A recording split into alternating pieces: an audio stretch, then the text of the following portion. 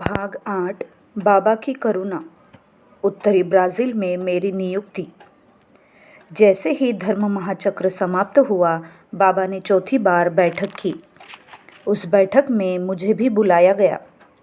केंद्रीय पदाधिकारी भी उसमें उपस्थित थे। बाबा ने कहा, ऐसा स्थान या क्षेत्र ढूंढो जहां किसी वर्कर के पैर नहीं पहुंचे हो। इसके चयन के लिए बाबा ने 1 घंटा का वक्त दिया। 1 घंटा बाद 5वीं बार हम लोग पुनः मिले। इस बार यह मीटिंग देर रात में हुई। बाबा को बताया गया कि 2 क्षेत्र में आनंद मार्ग नहीं पहुंचा है। पहला रीजन था अफ्रीका और दूसरा था दक्षिण अमेरिका का मनाउस रीजन। इस रीजन में आता है उत्तरी ब्राज़ील। दक्षिण अमेरिका को जॉर्ज टाउन सेक्टर भी कहते हैं। जॉर्ज टाउन सेक्टर के मनाउस रीजन में रीजनल सेक्रेटरी के पद पर मेरी नियुक्ति की गई। बाबा का आदेश था मैं सीधे मनाउस रीजन जाऊं। उन्होंने कठोर निर्देश दिया कि मैं साओ पाउलो सेक्टोरियल ऑफिस में 24 घंटा से अधिक न ठहरूं और तुरंत प्रचार कार्य में जुट जाऊं। 24 घंटे के अंदर भारत छोड़ देने का भी उनका निर्देश था। यह देखकर सभी आश्चर्यचकित थे कि वर्कर के रूप में मुझे वापस ले लिया गया। अवधूतशिप तथा आचार्यशिप नहीं छीनी। बाबा ने न केवल मुझे वर्कर के रूप में वापस लिया, बल्कि मेरी नियुक्ति भी भारत के बाहर कर दी। केवल बाबा ही मेरे आंतरिक विचारों को जानते हैं।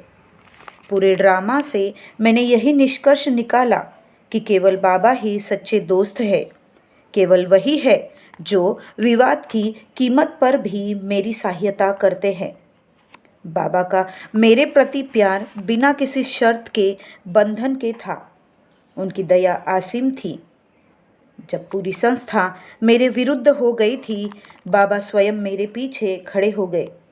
उन्होंने मेरी मान मर्यादा वापस की और मेरी नई नियुक्ति की। इस सब का श्रेय उन्हें ही जाता है, क्योंकि हर छोटी बड़ी बात के लिए मैं केवल उन्हीं पर आश्रित रहता हूँ।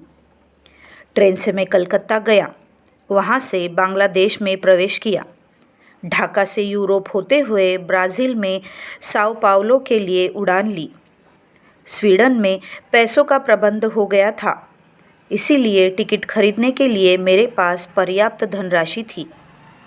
अंतर्यामी बाबा जानते थे कि ब्राज़ील जाने के लिए मेरे पास पैसे हैं, इसीलिए 24 घंटे में ही भारत छोड़ देने तथा 24 घंटे में ही साओ पाउलो सेक्टोरियल ऑफिस छोड़ उत्तरी ब्राज़ील के मनाउस रीजन के लिए कूच कर जाने का आदेश दिया था।